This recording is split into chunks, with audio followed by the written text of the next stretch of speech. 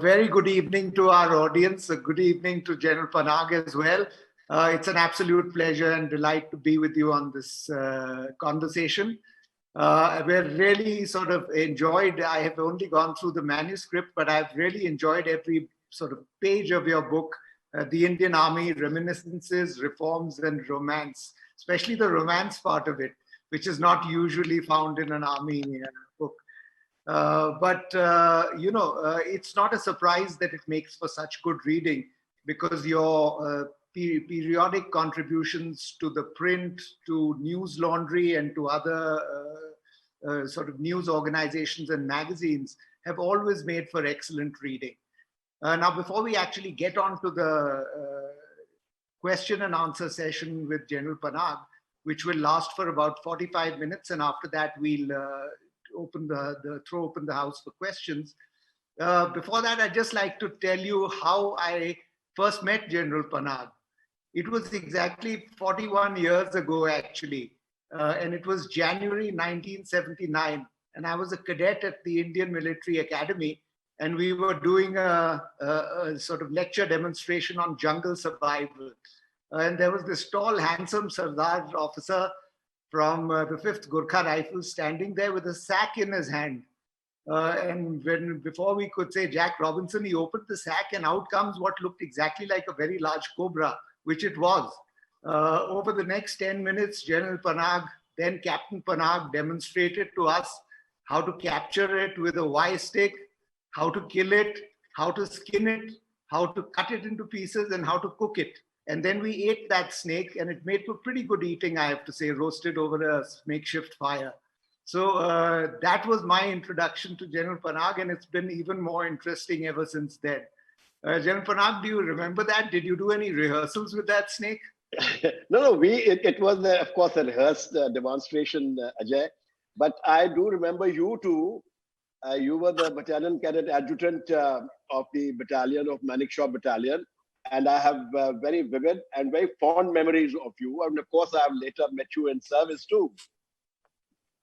Well, thanks for that, because it's rare that a cadet is remembered by his instructor. And when that is the case, it is usually because the cadet was a bad hat, a disciplinary case. So I just stick to the compliment. But let me ask you, that life has moved along since then. You've risen up the ranks. You've become a general. You've become an army commander. After that, you've become a sort of a fellow traveler on the path to journalism and writing. What's the journey been like for you? What are the key sort of elements, the things that really stick in your mind as landmarks? Well, Ajay, I think I joined the National Defense Academy in 1964, December. And it was a roller coaster ride for me. There was never a dull moment. And it was a life extraordinary. And I would say lived to the full. I was a participant in the 1971 war. Then, of course, I was an instructor in Trat, Bhutan, where the Doklam area was my responsibility. I reconnoitered that. Then subsequently, in the infantry, I felt a little stifled because I felt that we were, not doing enough. We didn't have enough wherewithal to fight. And there was an opening in the mechanized infantry. And I sort of had a lucky meeting with General Sundarji, and he inquired from me. I was going to the staff college on a competitive vacancy, and he said, would you like to join the mechanized infantry? He was still the deputy chief then. And I said, why not? And then, of course, to the mechanized infantry, and then within the mechanized forces, there was no looking back. But I still found time to command a brigade, mountain brigade in the high altitude. In fact, I pioneered the induction of the mechanized forces into Eastern Ladakh as a combat group commander, as a battalion commander in 1988. And I was there for exactly 2 years over these areas where we were facing the current crisis. Well, thereafter, of course, it was what you can say shot up to your level of competence, and I became eventually a divisional commander, a strike corps commander, and an army commander. and finally retired in 2008. Now, hereafter, I felt that I had to tell a story. After all, I have lived an eventful life for 44 years and I have to tell a story. But I didn't know how. And I began by becoming active on Twitter. And once I became active on Twitter, a young journalist, Karuna John, suggested to me, why don't you write? And I started writing.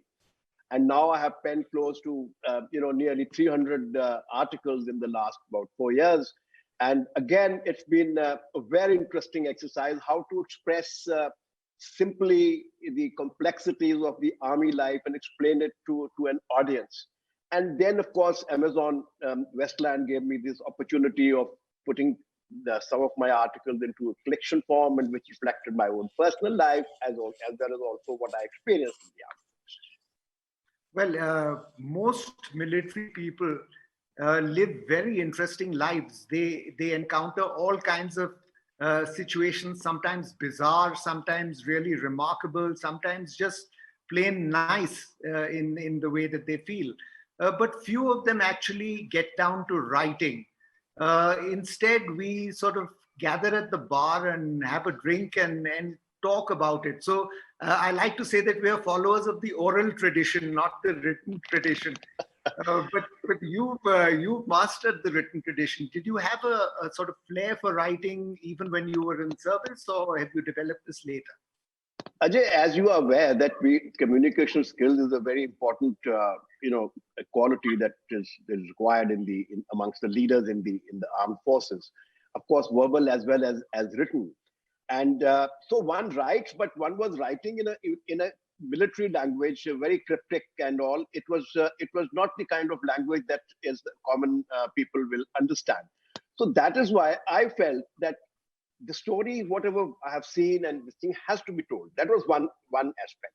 Second was also that within service also, I was very concerned about the kind of reforms the Indian Army requires. I mean, I'm not only reforms as far as our leadership standards are concerned, as far as our training standards are concerned, but reforms at the macro level with respect to national security. And I tried to do whatever I could in service, but then I felt that now that I don't have the shackles of the military law, military rules and regulations, I can do even more and sort of educate the public about what military is all about and what kind of reforms and what are the current problems of national security. So this was the driving force, and that is what as I said, I began on Twitter, and I used to write long threads. When 2013 Doklam happened, I wrote a 35 tweet thread. That time it was rare because the various apps had not come out, and explaining to the audience what it was all like. And that's what impressed a lot of youngsters. And that's why one of the, as I said, journalists advised me, why don't you start writing? And then in the news laundry, there was Madhu Trehan. She said, please humanize the army, bring it, present it to us in a normal manner, and not from the military standpoint of view, which I did. And then, of course, with news laundry and others, I learned the art of putting complex things in about 800 to 1,000 words, and which itself was an education for me myself, because these days nobody has the time more than 5-7 minutes to read. So this is how the whole thing happened with me. And as I said, I have personally enjoyed it very much. And certainly I have definitely made a mark on the social media to the general public at large, about explaining to them what I felt that the kind of reforms our national security requires. Let's talk about a couple of the sort of interesting and very relevant and very contemporary points that you make in your writing in this very interesting book.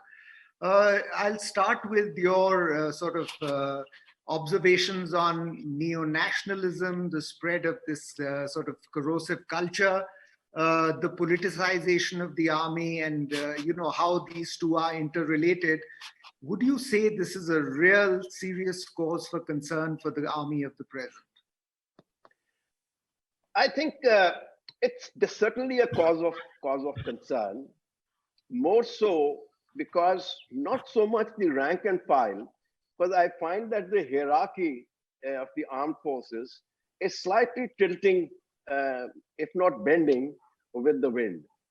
Uh, when you, especially a party like the Bharatiya Janata Party, which has got nationalism is part of its ideology, and when nationalism is part of your ideology, then national security is inherent part of it.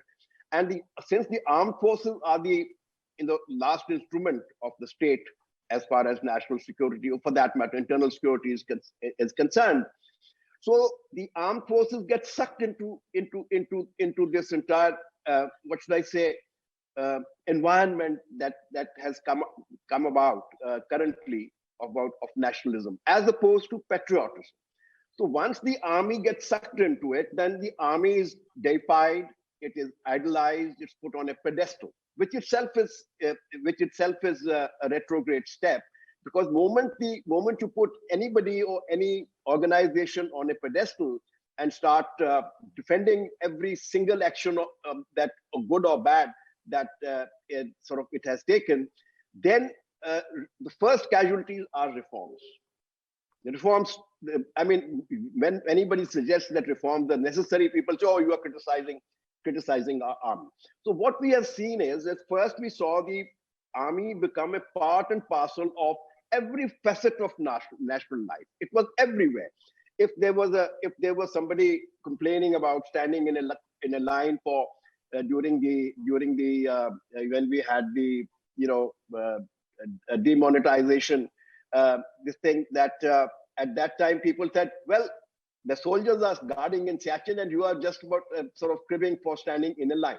Then, of course, the army making bridges for semi-religious congregations or making railway bridges. Then recently joining in COVID celebration or yoga, large-scale yoga. So army became part of every facet of life. And one of the very sort of telling effect that it had was on our counterinsurgency campaign in Jammu and Kashmir. Now, Indian Army has been following a model counterinsurgency campaign. We brought the entire Northeast under control, and we have brought J&K under control. I think the insurgency levels, as compared to what they were in the period 90 to 2003, where 2003 we peaked when we killed 2,700 terrorists in a year. So now the insurgency per se is at a very low level, but on the national media as well as amongst the people, it's center stage. So every small incident is seen as a big issue, and the army's model conduct took a beating, especially when this incident took place of Major Gogai, and he had.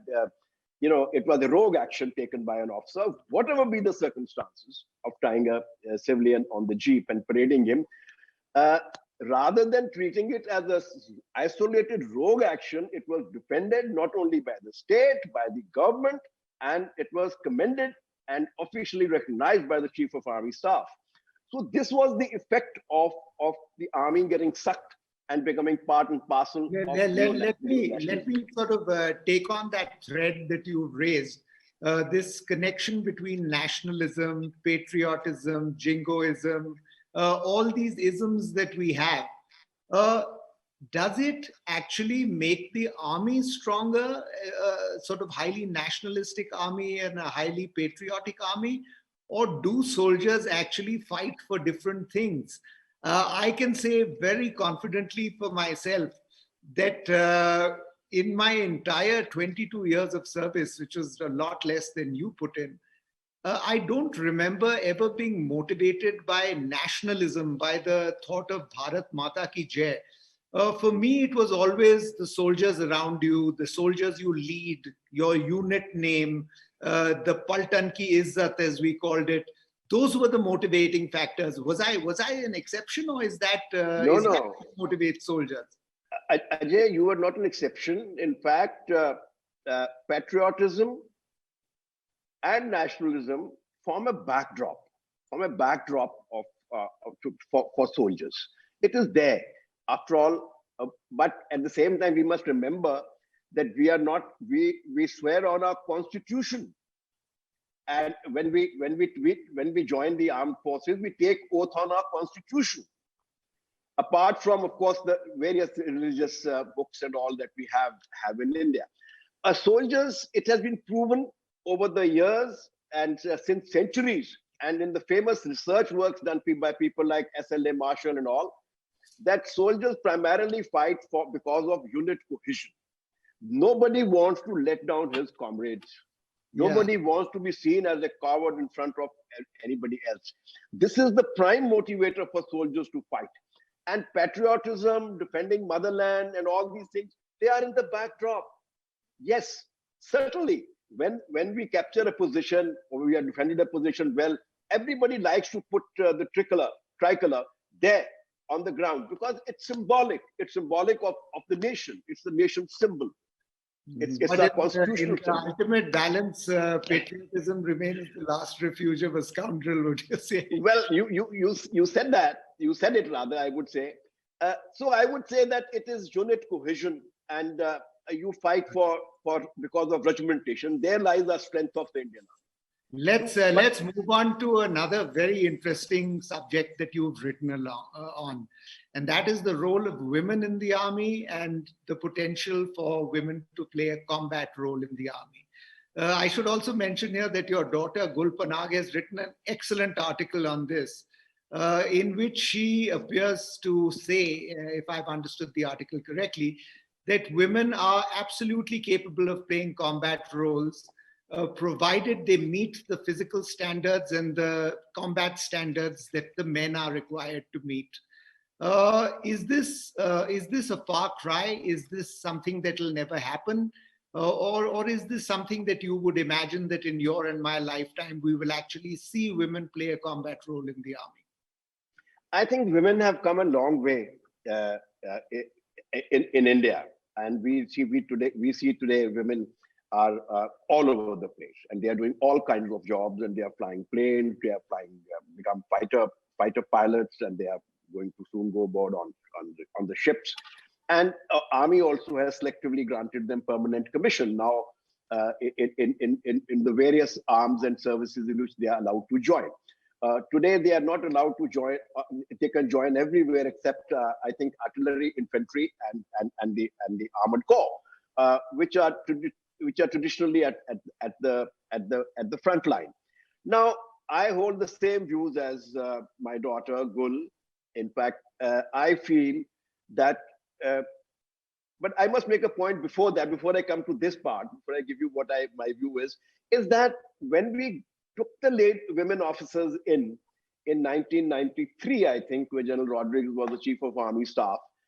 It was initially a symbolic, a cosmetic kind of action to keeping gender equality in mind, and not really the requirements of the armed forces. And consequently, their physical fitness standards and all were kept very low.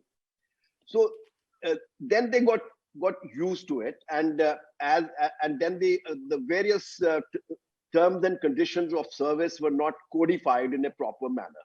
So this became a problem as more and more women officers came, and now that they are being granted permanent commission in all arms except the three that I mentioned, in all arms and services except the three that I mentioned. So firstly, we must be very clear as to what standards we expect the women to maintain. In my view, they must be equivalent to at least the average standards of their male counterparts, if not right, equal to the same standard, average standards. And if second, they should play a combat role. Is that what you're saying? Yeah, I'll come to that. And second, I would like that the terms and conditions should be very clear as to what there's going to be no difference between them and the others. They'll have to serve everywhere, and the same things apply, except of course maternity leave and all taken care of. And I am a firm believer that should they meet the requirements of combat or the physical fitness requirement and the ability to mental strength to withstand the rigors of combat, they should be allowed to take part in combat. Right. That's a firm statement there. Let's come to another very controversial issue that you write on, and that's the dishing out of gallantry awards to people just for the sake of, political cosmetic purposes, rather than for any real gallantry that has been done on the ground. Let me just give you some figures over here that come from your book. In the parliament attack, 9 security forces were killed. 3 of them got Ashok Chakras, the country's highest peacetime gallantry award, and 5 of them got Kirti Chakras, which is the second highest. In the Mumbai strikes, there were 6 Ashok Chakras given out and 5 Kirti Chakras. In Kashmir, where 80 to 90 Indian Army soldiers die every year, and I'm giving you figures for the last 4 years, at the most, 1 Ashok Chakra will be given in a year. Sometimes a year goes by without Ashok Chakras being given. Are we making a joke of these awards, sir? I think there has been a phenomenal dilution in the criteria of giving gallantry awards. And I think this problem has not only with us, this problem was faced in almost all countries, but all countries have worked out a system and they have become very rigid on this. In fact, in the United States, there is a movement where they found that if there were errors committed during Vietnam and some people got decorations or other medals which they were not entitled to, people launched a campaign to ask them to remove and get them back. And any false claims to made in respect of medals and all is looked upon very seriously in the United States Army. Now, in India, there are 2 aspects. One is the dilution within the armed forces. We have also had dilution of the awards thing. We have given awards to cover failures. In the 1962 war, 2 of our Paramveer Chakras were prisoners of war. Well, I'm not saying that a prisoner of war can't be brave, and I'm not casting aspersions on the battle that they fought. But for a PVC to be a prisoner of war, I mean, it puts a doubt or a question mark over the entire system of giving awards. Similarly, awards for sake of prestige of the unit, for kills in Jammu and Kashmir. So army has also diluted its own award system.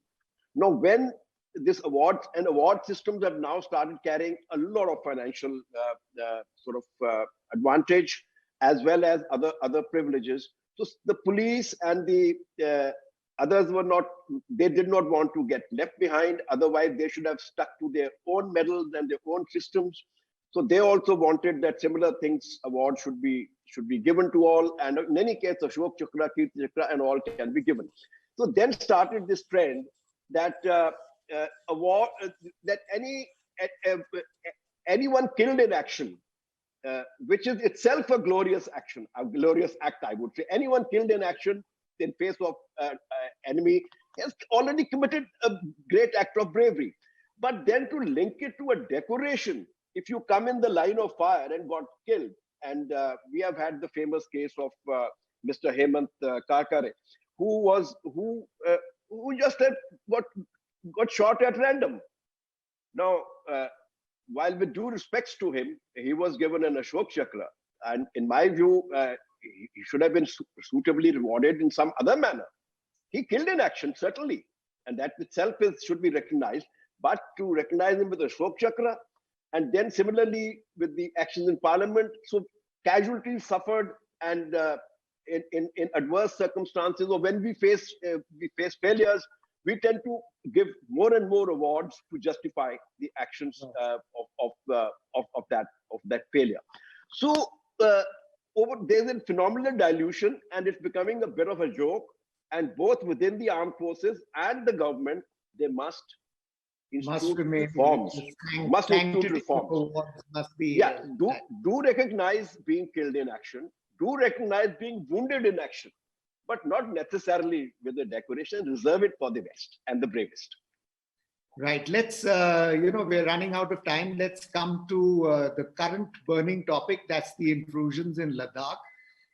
You write at sort of eloquent length in your book that the Chinese are not salami slicing bits of Indian territory. They're there just to embarrass the Indians. I recognize that this book was written before the current intrusions, but would you say that the current intrusions would tend to illustrate that the Chinese are actually interested in improving their territorial position? They are interested in capturing tactically vital bits of Indian territory, and that's what they've just done. Would you agree with that? Ajay, yes and no. Well, if you say that in certain areas they have come in and they are staying put and they have got hold of our territory, definitely it has happened.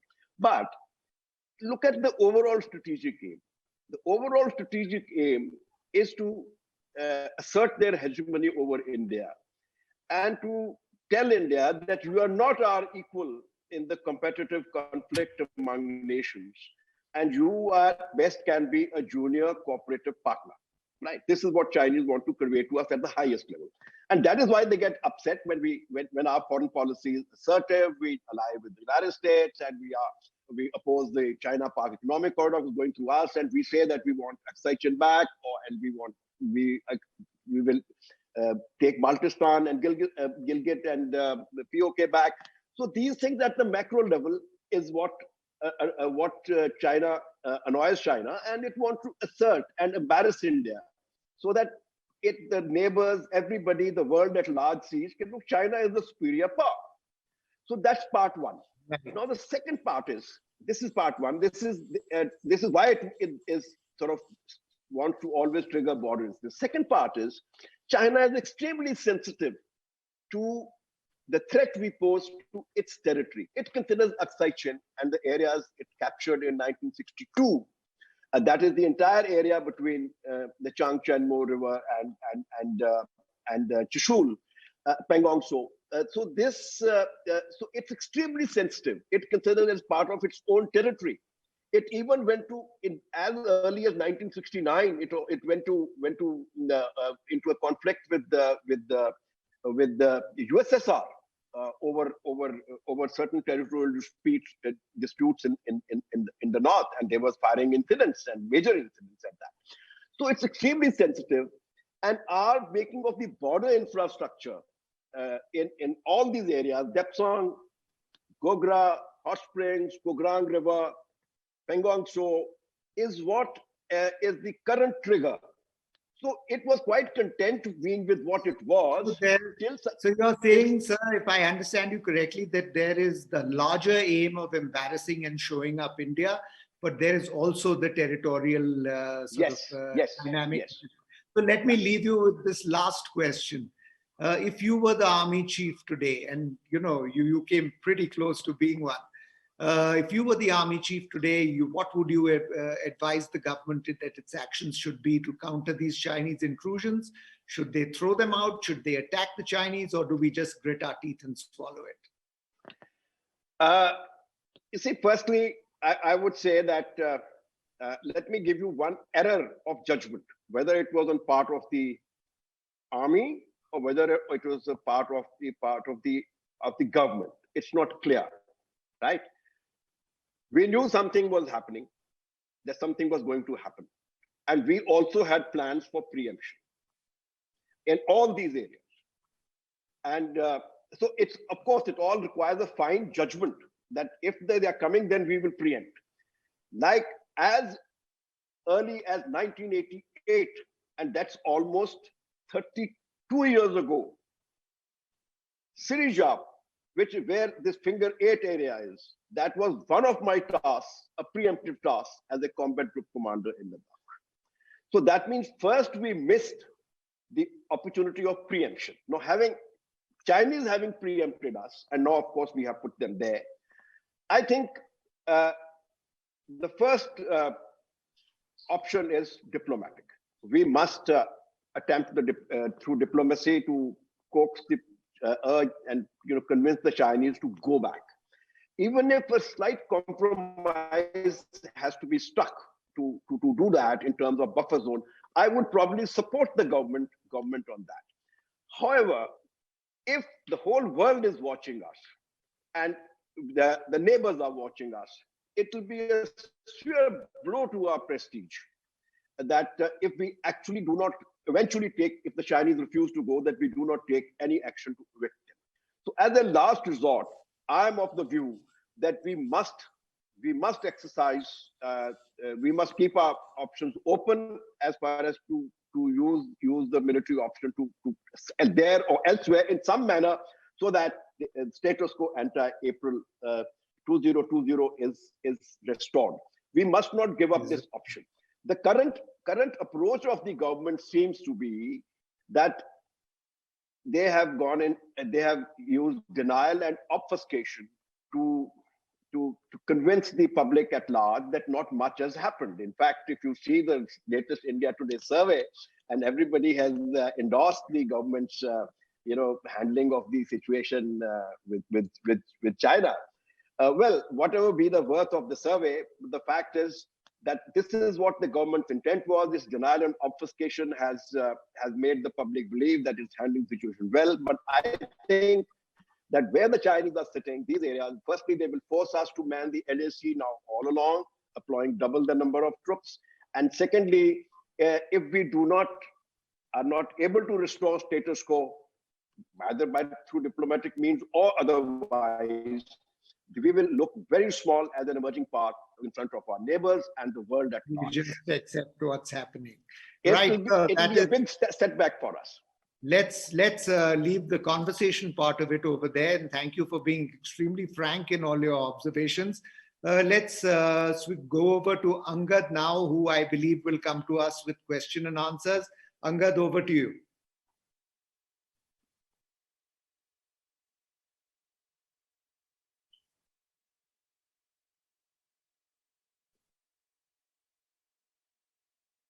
I'm not hearing him. I'm sorry about that. We had a small. Yeah. Okay.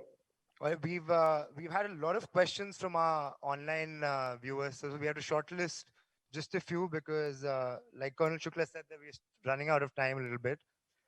So I'm going to start by a question from Shekhar. So he asks General Panag, is there a caucus forming inside the Indian Army? Those who support current dispensation and those who don't. Do you believe there's a caucus forming in the Indian Army? Not at all. Not at all. I mentioned during my conversation with Ajay that the rank and file of the armed forces is generally not affected by all this because rules and regulations of the army are very strict. And while the soldiers may be watching their deification and all, but they know that it is just cosmetic. And in real terms, when it comes to their status in front of the police in the back home in their villages or with the district administration when their families are being harassed, it doesn't change much. So they are not affected. And there is nothing for or against. I think the soldiers are rank and file in the army is apolitical. But as far as the hierarchy is concerned, since the higher promotions are controlled by the government and there are certain amount of largesse given and post-retirement jobs, there is a tendency on part of the hierarchy to bend or tilt. I use the word tilt. I didn't say bend with the wind. So there have been certain statements made by very senior officers, including the chief of one former chief of army staff, the chief of defense staff, and one of the Eastern Army commanders, which have shown a tilt towards the government of the day. If I won't say there is no ideological tilt per se, just towards the government of the day. And there have been such tilts before also in the period of the Congress governments, earlier Congress governments, and especially in the period from late 50s to early 60s, when there was a tilt of senior officers and general, which you call rode roughshod over everybody else to be catapulted to be a corps commander despite being an Army Service Corps officer. So it happened before. So to answer the question simply, no, there is no caucus within the armed forces. There are no Republicans or Democrats or BJP or Congress or for anything like that. I think the rank and file of the army is apolitical. Yes, the hierarchy has tilted slightly with the wind towards the government of the day, Right. not necessarily the BJP. Let's get some more questions. So let's take one question that's addressed to you, Colonel Shukla. So a gentleman asks that apparently militants in Kashmir claim that the army uh, treats the public in Kashmir rather inappropriately and there are atrocities committed on a daily basis. Do you think, you being a journalist, is there any truth to that? Well, I absolutely would sort of reject the notion that atrocities are committed on a daily basis. That is definitely overstating even the worst days of Jammu and Kashmir. There are occasional infringements of power. There are occasions that take place where a soldier under stress misbehaves with a local civilian or on occasion gives him a slap. There are occasions when busloads of people are told to get down and checked in the snow and treated in a humiliating and degrading manner. I have experienced that myself. But when you compare this with armies that are fighting counterinsurgency campaigns all over the world, when you compare it, say, for example, with the American army in Iraq, where dozens of people used to get shot down, I would say that the Indian army manages to function with a comparatively light hand. There are strict controls on what weapons it can use, in what circumstances, and so on. I think that the truth lies delicately balanced between the two options that you said. One is that there are atrocities committed on a daily basis. Absolutely not. And the other is that nothing happens at all to sort of ruffle the feathers of the Kashmiris. That is not true either. Do you want to put in a word, General Panag, having been Northern Army commander? Yes, I think in my entire service, I have never received an unlawful command, and I've never given an unlawful command, ever. And no army in the world ever, as a policy, permits atrocities to be committed when fighting against own people. And the armies that do come to grief. We have already seen what happened in East Pakistan, when Pakistan did something like that, and they came to grief and lost half their country. So that is one. Secondly, rogue actions do take place, but there are very strict rules, regulations, and the law of the military, and which is put in force, and strict action is taken. We have had hundreds of court-martials in Jammu and Kashmir, including people have been given life imprisonment. So I would say that as a policy, no question about it. And it should be, I don't think Indian Army has ever indulged in any such thing as a policy. Right, Angad, next. Yes, sir. This is more of the same things that you've touched upon in your conversation. I think to finish with, let's do one last question for the general. He has hinted at this in the conversation, but so Venkat asks that what would you recommend to the Indian political leadership as an immediate political action in dealing with China's occupancy of Indian territory? What was your personal immediate response? Yes, my first thing is that that action has already been taken, and one must compliment the army that we recovered quickly from the preemption by which China surprised us. This thing, and we have no more ingress can take place. China will have to undertake a major escalation, and it should be no doubt about it that China will get a bloody nose if it attempts that, because we are now very strong and well fortified. Second part is to restore status quo ante-April. I think one must attempt diplomacy, because a war is never the answer. War is never the answer, and our economy, the COVID situation, and overall, the cost factor and everything, and especially the fact that both India and China are nuclear powers. These are complex matters, so it should be a last resort. But if we can find a diplomatic solution, even with compromises that lead to some sort of a recognition of the LAC, even with buffer zones, I think both sides would have compromised, and that it should be both sides would have saved face, and it will be on equal terms. Should that fail, then I think that we should be prepared to take exercise our various options that we have to militarily to restore status quo entire. And it doesn't have to be done today or tomorrow. It can be done whenever we want, but it should be always there as an option. So that is where I would leave it. Thank you so much, sir.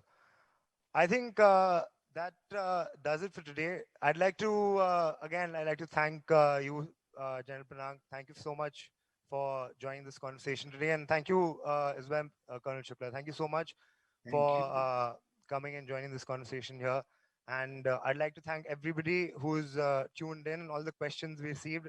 I apologize if we couldn't get to all of them, but please keep tuning in. Thank you so much, gentlemen. Thank you. Thank you. Thank you. Thank you very much. Thank you, Ajay. Thank you, General Panag. Thank you, sir.